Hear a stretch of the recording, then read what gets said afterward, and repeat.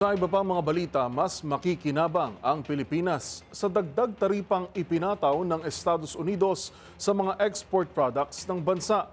Yan ang sinabi ng Department of Trade and Industry dahil sa halip na krisis, may tuturing pa umano itong advantage sa usapin ng kompetisyon sa merkado. Ang mga detalye ihahatid ni Rose Babiera. Sa gitna ng mas pinaigting na global trade war, nakikitang pabor at mas makikinabang pa ang Pilipinas sa dagdag na taripa na ipinataw ng Estados Unidos sa mga export product ng bansa. Sa datos na inilabas ni US President Donald Trump sa Truth Social, pumapatak sa 17% ang reciprocal tariff na ipinataw sa mga kalakal ng Pilipinas na darating sa Amerika na nakatakdang ipatupad sa Abril 9.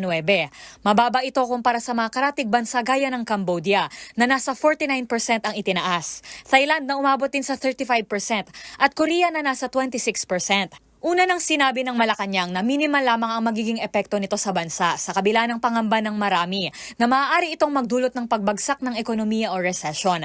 Paglilinaw naman ni Trade Secretary Cristina Roque sa panayam sa DZRH, sa unang tingin, mataas ang porsyentong ito bilang taripa. Pero kung ikukumpara sa mga karatig bansa sa Asia na ating competitors, inilalagay pa niya ito ang bansa sa advantage sa usapin ng kompetisyon sa merkado. Actually, mga kalaban din natin ito or competitors when we export sa US.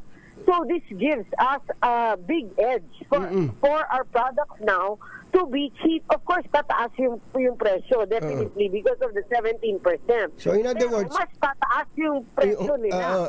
So in other words, pagka tiningnan mo pala ng buo, especially sa mga competitors natin, pabor po sa ating mga exports. Correct. Ito po ang nangyari na to. Ang Amerika ang isa sa mga pinakamalaking trade partner ng Pilipinas. Inihalimbawa ni Roque ang semiconductor at electronics na isa sa mga pangunahing produkto na ina-export ng bansa sa US, kung saan kalaban natin ang China at Taiwan na nagpo-produce at nag-export din ng produkto, ay halos doble ang taripa kumpara sa Pilipinas. Gayun din ang buko, nakakompetensya naman natin ang Thailand.